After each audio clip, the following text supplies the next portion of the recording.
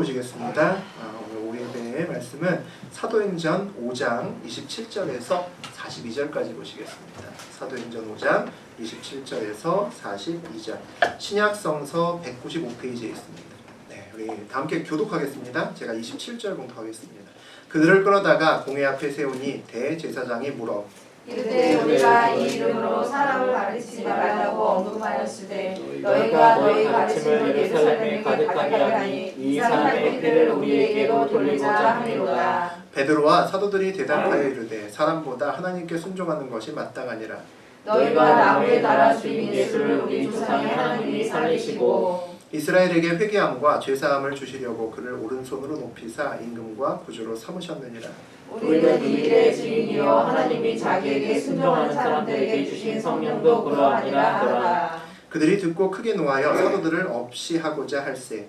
바리새인 가말리엘은 율법교사로 모든 백성에게 존경을 받는 자라. 공회 중에 일어나 말하여 사도들을 잠깐 밖에 나가게 하고 말하되 이스라엘 사람들아 너희가 이 사람들에게 대하여 어떻게 하려는지 조심하라. 이전에 주다가 일어나 스스로 선전하며 사람이 약 400명이나 따르더니 그가 주님을 당하며 따르던 모든 사람들이 흩어져 없어졌고 그 후 호적할 때에 갈릴리의 유다가 일어나 백성을 꿰어 따르게 하다가 그도 망한즉 따르던 모든 사람들이 흩어졌느니라. 이제 내가 너에게 말하노니 이 사람을 상관하지 말고 버려두라. 이 사상과 이 소행이 사람으로부터 났으면 무너질 것이요 만일 하나님께로부터 났으면 너희가 그들을 무너뜨릴 수 없겠고 도리어 하나님을 대적하는 자가 될까 하노라 하니 그들이 옳게 여겨 사도들을 불러들여 채찍질하며 예수의 이름으로 말하는 것을 금하고 놓으니 사도들은 그 이름을 위하여 능욕받는 일에 합당한 자로 여기심을 기뻐하면서 공회 앞을 떠나니라. 그들이 날마다 성전에 있든지 집에 있든지 예수는 그리스도라고 가르치기와 전파하기를 그치지 아니하니라. 하나님 말씀입니다. 네.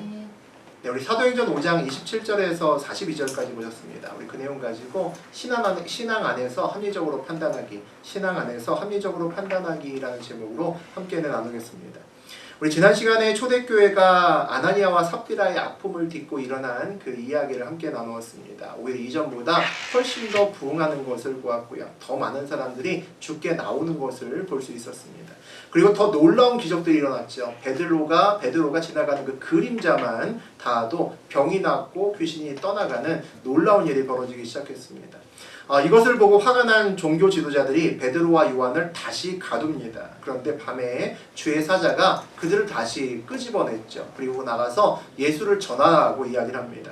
그 말에 순종해서 풀려나자마자 새벽같이 또 성전에 나가서 사람들을 불러 모아놓고 계속 예수를 전합니다. 그것을 들은 종교 지도자들이 정말 참을 수 없는 화가 났죠. 그래서 그들을 다시 공회로 불러들입니다. 유대인의 최고의 법정기구인 사내들인 공회 그들을 불러서 다시 한번 재판하기로 한다는 거죠. 벌써 두 번째입니다. 두 번째 베드로와 요한이 이곳에 불려 들어와서 재판을 받게 됩니다. 오늘 그 재판 과정을 함께 나누도록 하겠습니다. 우리 27절 같이 보겠습니다. 그들을 끌어다가 공회 앞에 세우니 대제사장이 물어라고 되어 있죠. 감옥에서 나와 새벽부터 성전에서 예수와 십자가를 전했던 베드로와 요한이 다시 끌려왔습니다. 사두개인들이 그들을 다시 사내들인 공회에 세웠다는 거죠. 재판을 받는다는 것은 누구에게나 두려운 일입니다. 나의 의지와 상관없이 나의 행동이 평가되고 그에 따라서 죄와 벌이 결정되기 때문입니다. 재판은 공정해야 하는데 사람이 하기 때문에 누가 판단하는지가 굉장히 중요하죠. 누가 판단하는지에 따라서 그 사람의 주관적인 어떤 개입과 생각이 들어갈 수밖에 없습니다. 나를 미워하는 검사와 나를 미워하는 판사가 앞에 앉아있고 나를 재판한다면 그 재판이 공정하게 될 리가 만무하죠. 불확실한 증거도 확실하다고 이야기를 하고 없는 죄도 아마 쉬울 겁니다. 오늘 베드로와 요한이 그런 경우죠. 재판정 안에 아무도 그들을 변호할 사람이 없습니다. 변호인은 없고 모두 검사와 그다음에 판사들만 앉아서 그들을 지금 심판하고 있습니다. 더군다나 얼마 전에 그들의 제목이었던 동일한 제목을 가지고 다시 한번 그들을 불러놓고 재판을 하는 거죠. 그때는 처음이니까 그냥 훈방했습니다. 그것도 기적이었죠. 그냥 훈방하고 너희 다시는 그러면 용서하지 않을 거야 그랬는데 이번에 똑같은 걸로 또 들어왔습니다. 그럼 이번에는 그들이 가만 놔둘 리가 없다는 거죠. 28절 보시겠습니다. 이르되 우리가 이 이름으로 사람을 가르치지 말라고 언급하였으되 너희가 너희 가르침을 예루살렘에 가득하게 하니 이 사람의 피로 우리에게로 돌리고자 함이로다. 종교 지도자들이 예수의 이름으로 사람들을 가르치는 것을 하지 말라라고 했는데 여전히 그 말을 듣지 않고 가르쳤다고 그렇게 엄포를 놓고 있습니다. 화가 났다는 거죠. 너희가 너희 가르침을 예루살렘에 가득하게 하니라고 이야기를 합니다. 가득했다라는 것은 그들의 말을 듣는 사람이 그만큼 많았다는 거고, 그리고 정말 많은 사람들이 그들의 말을 듣고 예수를 믿었다는 거죠. 이 사람의 피를 우리에게로 돌리고자 함이로다. 종교 지도자들이 정말 듣기 싫고 정말 싫어했던 것 중에 하나가 죄 없는 예수를 십자가에 못 박혔다라는 그 얘기가 정말 듣기 싫을 겁니다. 그들은 율법을 중시했고 성경을 그들도 중시했던 사람이기 때문에 율법에 나와 있는 살인죄를 그들이 저질렀다는 것과 똑같습니다. 그래서 무고한 피가 자기에게 오는 것을 정말 견디지 못하겠다는 거죠. 그것을 인정하는 순간 그들은 반대로 재판관의 자리에서 내려와서 그들은 재판을 받아야 되는 사람이 되고 그 다음에 그에 대한 피해 대가를 치루어야 되기 때문입니다. 우리 29절 보시겠습니다. 베드로와 사도들이 대답하여 이르되 사람보다 하나님께 순종하는 것이 마땅하니라. 얼마 전에 재판정에 와서도 거의 동일한 이야기를 했었는데 다시 와서 너희들이 아니라 사람이 아니라 우리는 하나님께 순종한다라고 이야기를 합니다. 분명히 지금의 상황은 종교 지도자들이 갑의 위치에 있고 베드로와 요한은 철저하게 을의 위치에 있습니다. 그런데 우리가 상황을 조금 더 들여다보면 이미 상황이 역전돼서 갑과 을이 바뀌어 있다는 것을 우리는 알고 있습니다. 죄인은 원래 손발이 묶여서 억지로 강제로 끌려와야 되는 그런 그 상황에 있어야 되는데 지난 시간에 마지막에 보게 된 우리 26절에 보면 이렇게 나와 있습니다. 함께 읽자. 성전 맡은 자가 부하들과 같이 가서 그들을 잡아왔으나 강제로 못함은 백성들이 돌로 칠까 두려워함이다. 사도들을 강제로 잡지 못합니다. 예우를 갖춰서 데려왔다는 겁니다. 그들이 어떻게 보면 사정했다는 거죠. 부하들이 가서 억지로 데려오지 못했다는 겁니다. 밧줄로 묶이는커녕 아마 엄포도 놓지 못했을 겁니다. 사도들이 이 공회로 왔다는 것은 억지로 온 것이 아니라 자발적으로 온 거라는 거죠. 얼마든지 오지 않을 방법이 있었는데도 불구하고 그냥 순순히 따라왔다는 겁니다. 원래 재판정에서는 우리 영화를 보거나 재판을 참관하신 분도 있겠지만 그 자리에는 죄인은 항상 머리를 숙이고 있습니다. 검사와 판사는 머리를 들고 무서운 얼굴을 하고 피고를 바라보는 이게 일반적인 재판정의 모습이죠. 그런데 죄인으로 끌려온 베드로와 요한은 얼굴을 들고 자기 이야기를 당당하게 하는 그런 모습을 볼 수 있습니다. 오지 않아도 되는 이 자리에 그들이 온 이유는 이 사내들인 공회에서도 예수의 이야기를 하기 위해서 그들이 왔다는 거죠. 상황은 이미 모두 역전되어 있고 사도들은 어떻게 보면 이 재판 결과와 상관없이 그들은 이미 승자의 위치에 이미 서 있습니다. 사람보다 하나님을 순종하는 것이 마땅하니라. 베드로의 아주 간결하지만 단호한 대답이죠. 사람이 아니라 하나님께 순종하겠다는 겁니다. 예수의 십자가의 부활을 전하는 것이 하나님의 뜻이다 라는 것을 베드로는 확신하는 것 같습니다.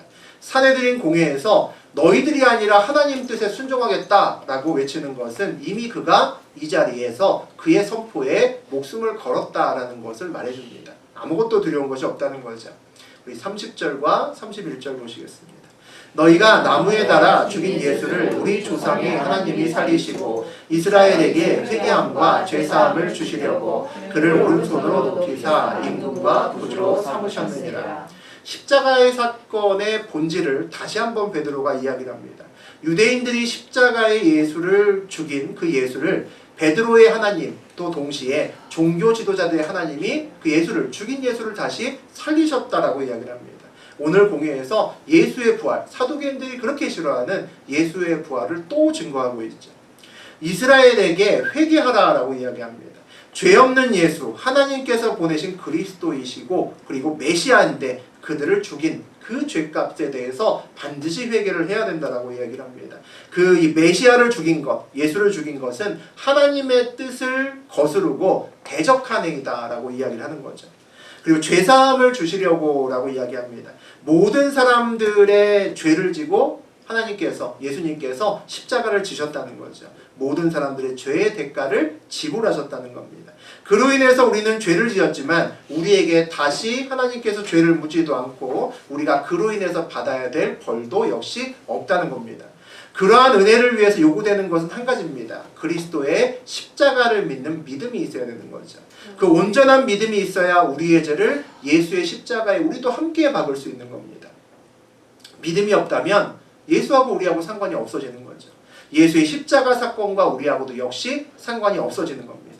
믿음이 없으면 법적인 효력이 사라지고 예수가 우리의 죄를 짊어지고 간 것이 아니기 때문에 우리가 우리의 죄값을 스스로 져야 됩니다. 예수를 달리 살리셨다는 것이, 예수를 다시 살리셨다는 것은 이제 부활하셨다는 거죠. 우리에게 온전한 죄사함을 주기 위해서 부활하셨다라고 저는 생각합니다. 제가 어떤 사람에게 1억의 손해를 입혀서 그 대가로 감옥에 6개월을 가야 되는데 다른 사람이 저 대신에 1년을 감옥을 갔다 왔다면 어떻게 보면 그 죄값에 비해서 과도하게 2배로 죄값을 치른 것일 수 있습니다. 그렇다 그러면 내가 그 죄에 대해서 똑같이 죄를 치르지는 않아도 될 수 있다는 거죠. 그런데 이것에 더해서 그 손해본, 내가 손해를 끼쳤던 1억도 그에게 그대로 갚아주었다면 죄책감에서 우리는 해방될 수 있을 겁니다. 만약에 예수 그리스도가 그 죄를 다 짊어지고 십자가에서 죽은 것으로 성경이 끝이 났다면 성경의 역사는 비극으로 아마 끝났을 겁니다.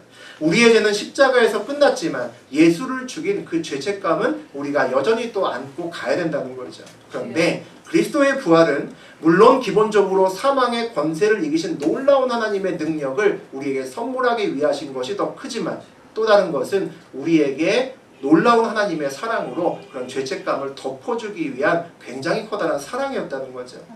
오른손으로 높이사 임금과 구주를 삼으셨느니라 라고 되어 있습니다. 하나님은 그리스도를 다시 살리시고 우리의 구세주, 우리의 주인의 자리에 예수님을 올려놓으셨다는 거죠.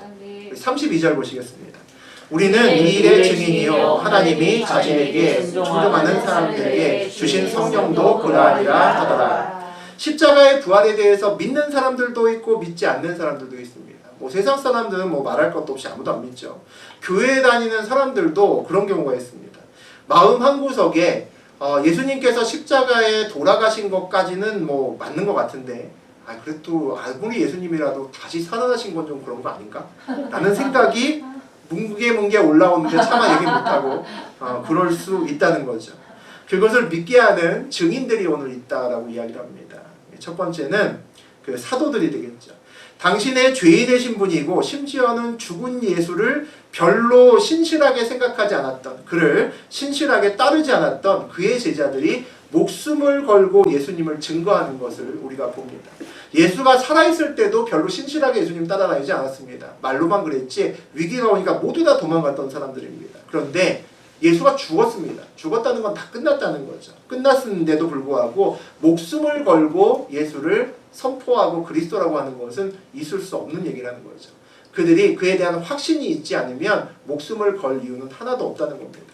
세상적인 기준에서 베드로와 요한이 저렇게 목숨 걸고 선포한다고 해서 그들이 얻는 것은 아무것도 없습니다. 감옥에 갇히고 매 맞는 것밖에 더 있겠습니다. 그럼에도 불구하고 그들은 나가서 선포합니다. 그 이유는 예수의 부활을 보고 믿었기 때문이죠. 그것을 알기 때문입니다. 그래서 전하지 않을 수가 없었다는 거죠. 또 하나의 증인이 있습니다. 성령님이 또 그러하니라 라고 되어 있습니다.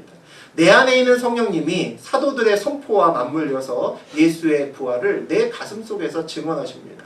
만약에 성령님이 없었다면 제자들의 죽음과 그 증거를 통해서 수천 년이 지난 지금도 그 말을 누가 믿겠습니까? 한때에 그냥 지나갔던 사람들일 뿐이라는 거죠.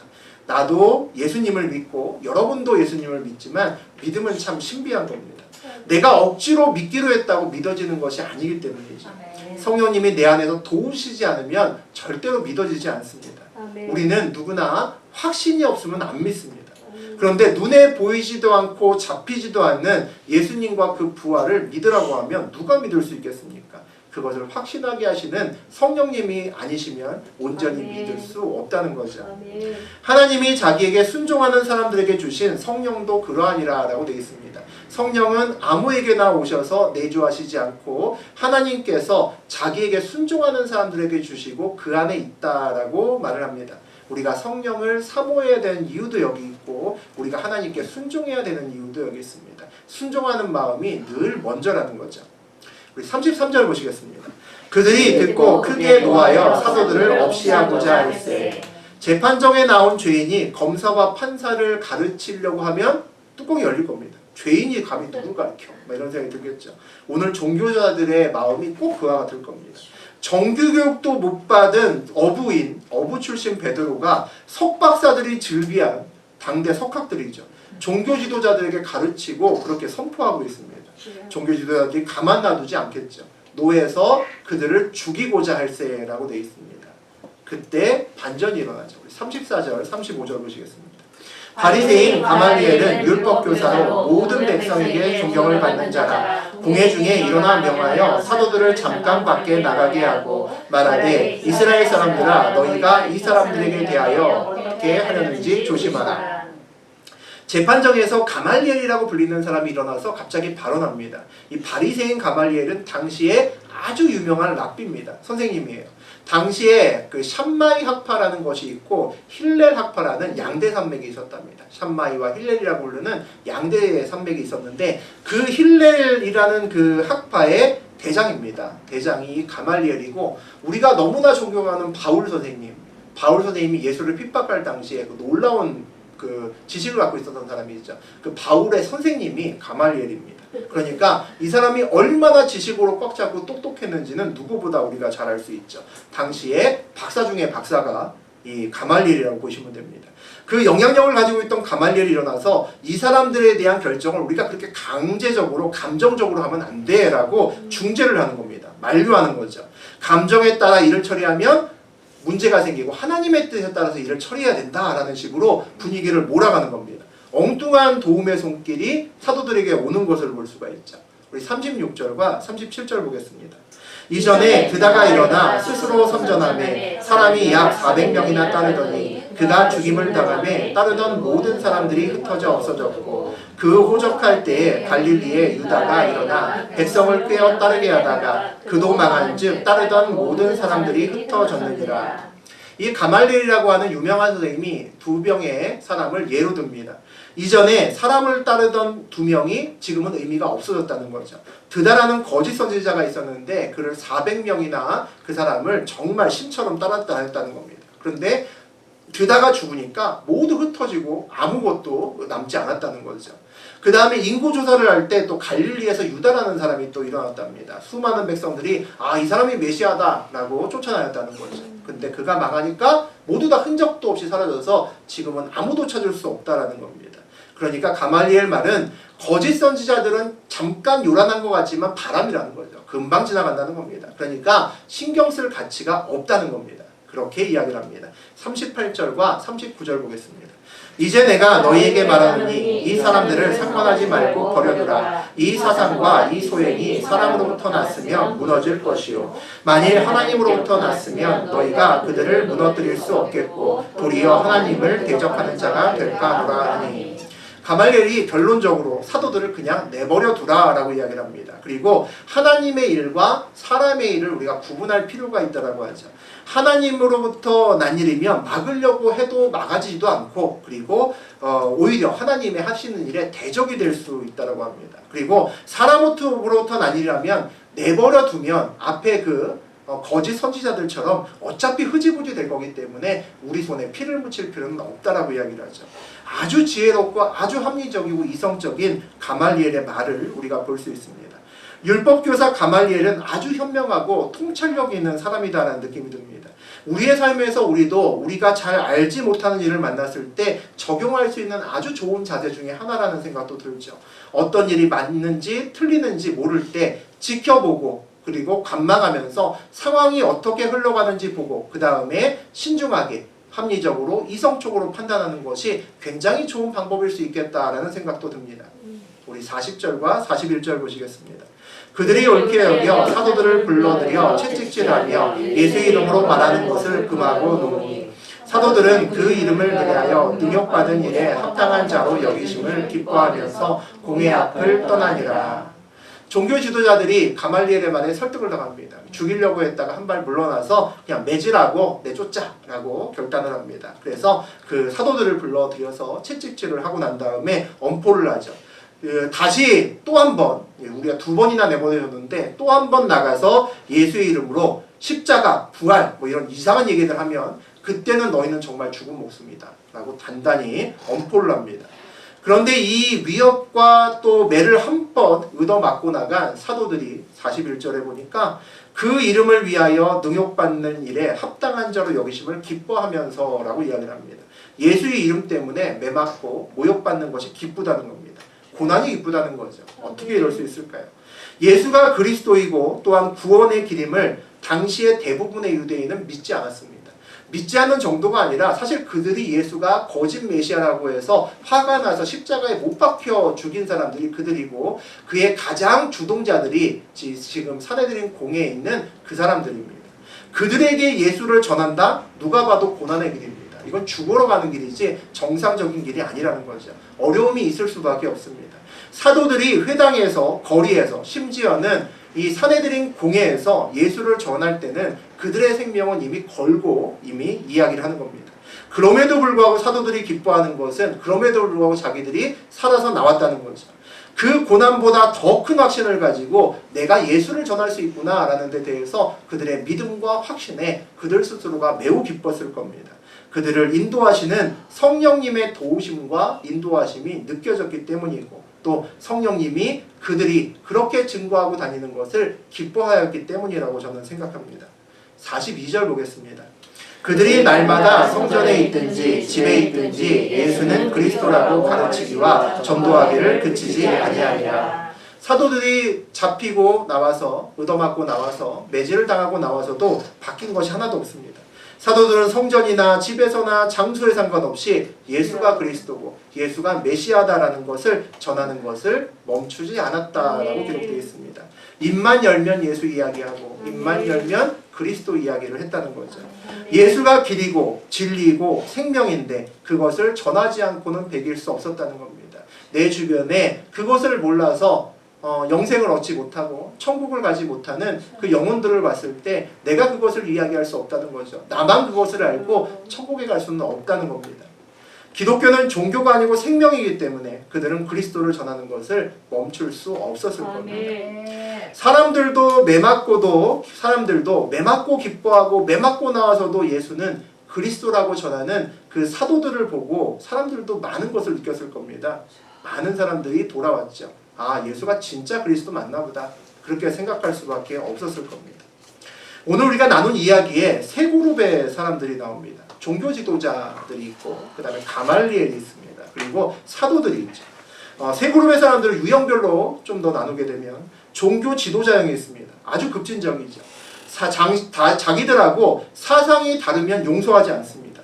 그렇지 하지만 사실은 사상이 달라서 용서하지 않는 것이 아니라 그 안에는 자기의 이익에 따라서 바뀌는 잣대를 갖고 있습니다. 자기의 이익에 위배되면 불같이 화를 내고 그렇지 않으면 은근슬쩍 넘깁니다. 공공의적 예수를 죽이기 위해서 얼마 전까지 피 터지게 싸웠던 사람들끼리도 어느새 친구로 손을 잡아서 예수를 못 박히는데 한 일조를 했던 사람들이 그들입니다. 그들은 심지어 힘도 있는 사람들이죠. 자기의 반대편, 자기의 이익에 반하는 사람들을 보면 부당한 폭력과 강압을 동원해서라도 제거하고자 생각을 합니다. 완전히 한쪽에 치우친 사람들이라는 거죠. 한쪽 극단에 있습니다. 두 번째는 사도형 사람들이 있습니다. 그리스도 예수를 따르는 사람들이죠. 역시 급진적입니다. 자기들의 사상이 다른 사람들과 다른 것을 용납하지 않습니다. 그리고 전혀 자기와는 다른 사상을 갖고 있는 사람들을 찾아가서라도 끝까지 자기가 전하는 것이 진리라는 것을 믿게 만들기를 원합니다. 믿는 것을 위해서는 자기의 이익도 다 포기합니다. 심지어는 매를 맞아도 기뻐하는 사람들입니다. 매를 맞고도 입만 열면 예수는 그리스도라고 증거하는 사람들이죠.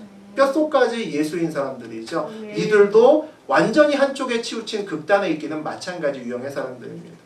세 번째는 가말리형의 사람들이 있습니다. 강한 자의 편에만 서지도 않습니다. 그렇다고 약자의 이야기만 들어주는 사람도 아닙니다. 힘의 논리도 아니고 동정의 감성팔이 하지도 않습니다. 항상 합리적이고 이성적으로 사고하려고 아주 애를 씁니다. 급진적이지 않습니다. 굉장히 신중하죠. 한쪽에 치우치지 않고 언제나 타협을 찾아내고 중도를 걸으려고 노력하는 사람들입니다. 만약에 우리가 읽는 책이 성경책이 아니고 또 우리가 신앙과 전혀 상관없이 이 부분을 읽어내려간다면, 예수와 전혀 상관없이 이 사건을 읽어내려간다면 세 부류 중에서 우리가 누구 손을 들어주고 싶을까, 그런 생각이 들었습니다. 아마 대부분은 가말리엘의 손을 들어주고 싶지 않을까 싶습니다. 가장 합리적이고 이성적으로 판단하고 급진적이다기보다는 신중하게 상황을 보고, 우리가 아마 살면서 만나는 유형 가운데 우리가 가장 좋아하고 편안하게 생각하고 우리의 많은 고민을 상담하는 사람들이 아마 이 가말리엘의 유형의 사람들이 아닐까라는 생각이 듭니다. 한쪽에 치우치고 아주 급한 사람들보다는 중도를 걷고 많은 사람들을 푸근하게 안아줄 수 있는 사람들이 이 가말리엘형의 사람들이기 때문입니다. 또 재미있는 것은 오늘 이 세 부류의 사람들이 모두 입으로 하나님의 뜻을 구하려고 애를 쓴다는 겁니다. 목적은 같다는 거죠. 세 부류 모두 다 하나님의 뜻에 합당한 일을 하려고 노력하는데 그 방향이 전부 다 다르다는 데 있습니다. 종교 지도자들도 사도들도 모두 자기들의 길이 하나님의 뜻이 있는 맞는 길이라고 생각하면서 걸어갑니다. 가말리엘도 상황의 추이를 지켜보면서 하나님의 뜻이 어디 있는지 봐야 된다고, 신중하게 봐야 된다고 하나님의 뜻을 이야기하기는 마찬가지입니다. 개인적으로 저는 과거에 가말리엘과 같은 사람이었다라고 생각이 듭니다. 한쪽에 서기보다는 항상 타협점을 잡아주는 것을 좋아했습니다. 결정도 신중하게 미루고 상황을 봐가면서 결정을 신중하게 하려고, 합리적으로 이성적으로 하려고 굉장히 애를 썼습니다. 그래서 가능하면 실수하지 않으려고 애를 많이 썼죠. 우리도 신앙생활을 하면서 이 가말리엘처럼 이성적으로 합리적으로 살면 좋겠다, 이런 생각이 들 때가 있습니다. 사도들처럼 저렇게 무대뽀로 하지 말고 가말리엘처럼 지킬 것 지키면서 순리적으로 사는 신앙인이 되고 싶다라는 생각을 할 때가 있습니다. 그런데 재밌는 것은 구원의 관점에서 보면 종교 지도자는 물론이고 가말리엘도 구원받지 못하기는 똑같습니다. 많이 안다고, 많이 배웠다고 구원받지 못합니다. 종교학자나 신학자가 구원받는 것도 아니라는 거죠. 합리적으로 사고한다고 구원받는 것도 아닙니다. 구원은 오직 믿음으로 받기 때문입니다. 가끔 기독교인들이 비합리적이고 맹목적이라고 비판을 받을 때가 있습니다. 저도 옛날에 그렇게 비판했습니다. 제 집사람을 아주 신랄하게 그렇게 비판을 했습니다. 왜 그렇게 앞뒤 안 가리고 그렇게 신앙생활을 하냐고. 그런데 지금은 전혀 그렇게 생각하지 않습니다. 하나님의 본질에 그 밑바닥에는, 그 기초에는 합리성과 이성이 있습니다. 우리가 하나님의 형상이기 때문에 그래서 우리도 합리적이고 이성적인 것을 추구하고 좋아합니다. 같다는 거죠. 우리는 합리적이고 이성적으로 판단하기 위해 애써야 되고 신중해야 되는 사람들입니다. 맞습니다. 만약에 합리적이고 이성적인 부분을 간과하고 사도형과 같은 사람이 된다면 우리는 이 자리뿐만 아니라 신천지에도 앉아있고 이상한 종교 집단에도 앉아서 역시 하나님을 부르고 있을지도 모릅니다. 그냥 맹목적으로 이상한 것을 믿는 그런 사람일 수 있다는 거죠. 그런데 가말리엘 형처럼 합리와 이성에만 매달린다면 우리는 신앙을 잃게 됩니다. 놀랍게도 성경을 엄청나게 많이 알고 신학자 중에서 우리가 잘 알아들을 수도 없는 헬라어와 히브리어로 성경을 줄줄줄줄 능통하게 읽으면서 해석하는 사람들이 많습니다. 그들이 신학자들이죠. 그들이 주장하는 신학을 보통 자유주의 신학이라고 부를 때가 많습니다. 저는 자유주의 신학을 개인적으로 사사기 신학이라고 부릅니다. 각자의 소견대로 옳은 것을 믿는 신학이 자유주의 신학입니다. 그들은 예수는 믿지만 부활은 이성적으로 납득이 되지 않으니까 사실이 아니다라고 얘기합니다. 예수의 제자들이 그들을 위해서 거짓말로 포장한 거다라고 이야기를 합니다. 성경이 온전히 하나님의 책이 아니라고 얘기를 합니다. 당연히 수천 년을 내려와서 하나님이 직접 붙들고 쓴 게 아니라 사람이 연필로, 펜으로 쓴 글인데 어떻게 사람의 생각이 들어가지 않을 수 있느냐라고 이야기를 합니다. 합리적이고 이성적이죠. 가말리엘형의 사람들은 합리적인 사고의 틀 안에서 하나님을 봅니다. 이성적으로 합리적인 사고로 신도 보고 성경도 봅니다. 그러면 이성적으로 합리적으로 하나님과 성경을 재단하게 되죠. 내가 믿을 수 있는 것과 믿을 수 없는 것을 정확하게 구분합니다. 이해되는 것은 믿고 이해되지 않는 것은 믿지 않습니다. 좋은 신학자는 될 수 있지만 좋은 신앙인은 될 수 없다는 거죠. 유명한 학자가 돼서 당대의 석학이 될 수는 있지만 생명을 걸고 그리스도를 전하는 사람은 될 수 없습니다. 온전한 그리스도를 믿을 수 없다는 거죠. 그래서 우리는 신앙 안에서 합리적으로 이성적으로 사고하는 사람이 되어야 됩니다. 신앙 안에서라는 말은 우리에게 흔들리지 않는 이성을 뛰어넘는 몇 가지의 대전제가 우리한테는 반드시 있어야 된다는 거죠. 이런 것들입니다. 하나님은 살아계신다. 성경은 하나님의 말씀이고 생명력이 있다. 성령님은 우리를 인도하신다. 예수 그리스도 외에는 구원이 없다. 이런 것들입니다. 다 아시는 것들이죠. 이런 것들이 절대 변하지 않는 믿음의 대전제가 되어야 됩니다. 그리고 우리의 이성과 합리성은 이 대전제 아래에 있을 때 우리는 건강한 신앙인이 될 수 있습니다. 이런 대전제들은 모두 수천 년 동안에 우리의 신앙의 선조들, 사도들로 시작해서 그 윗때도 마찬가지고 그 아랫때도 마찬가지고 수많은 우리의 성경에 나오는 신앙의 선조들이 세워놓은 바뀔 수 없는 대명제들입니다. 이것에 위배되는 것은 다 이단이고 사입이라는 거죠. 만약에 제가 어느 날 하나님께 능력을 듬뿍 받아서 안수하면 병도 낫고, 안수하면 정말 초대교회처럼 귀신 들린 자도 바로 귀신이 떠나가고, 안진뱅이도 일어나고, 예언의 은사로 여러분의 앞길을 알아맞추고 쪽집게처럼 이렇게 해라 저렇게 해라 말할 수 있을 정도로 그런 사람이라고 해도 어느 날 제가 설교하면서 알고 보니까 제가 그리스도였습니다. 이렇게 하면 그러면 대전제에 유예되는 겁니다. 아무리 믿을만 해도 믿지 않으셔야 된다는 거죠. 다른 것이 다 성경적이어도 이단이라는 겁니다. 사입이라는 거죠. 신앙의 대전제가 예수 외에 다른 복음에 빠지지 않도록 우리를 막아주는 역할을 합니다. 문제는 이 대전제를 어떻게 믿을까의 문제가 있겠죠. 그것은 하나님과의 만남, 인격적인 만남으로 이루어집니다. 신비로운 체험으로 이루어진다는 거죠. 하나님이 살아계시는구나 라고 믿어집니다. 하나님이 살아계신 것이 믿어지면 그 다음에는 나머지 것들, 나머지 명제들은 수천 년 동안 똑같은 믿음을 갖고 있던 신앙의 선조들을 통해서 검증되어 내려온 명제들입니다. 우리는 그것을 그냥 받아들이면 된다는 거죠. 하나님이 살아계시면 나머지 명제들은 그냥 믿을 수 있으면 되는 겁니다. 그것이 우리의 신앙의 기준이 되면 되는 거죠. 이것이 신앙 안에서 합리적으로 이성적으로 사고하면서 사는 방법입니다. 그래서 우리는 비이성적이고 비합리적이고 맹목적인 사람들이 아니라는 거죠. 우리는 합리적이고 이성적인 사람들입니다. 다만 몇 가지 대전제가 우선시 될 뿐입니다. 그 대전제에만 전족되지 않으면 우리는 얼마든지 똑같이 세상 사람들과 같이 생각하고 합리적으로 결정을 합니다. 이 대전제들이 위배되지 않는 한에서 우리는 늘 합리적이고 이성적인 판단을 내리고 살아가야 된다는 거죠. 합리적이고 이성적으로 성경과 하나님을 바라보면 우리는 신앙생활을 하는 것이 아니라 종교생활을 하게 됩니다. 신앙 안에서, 신앙의 대전제 안에서 합리적이고 이성적으로 판단해서 주님을 증거할 수 있는, 우리가 헬라어와 히브리어로 성경을 읽지 못하지만 마음으로 성경을 읽고 그리스도를 목숨 걸고 전할 수 있는 신앙인이 될 수 있는, 그 믿음으로 천국 갈 수 있는 저하고 여러분 되시기를 주의 이름으로 축원드립니다. 아멘.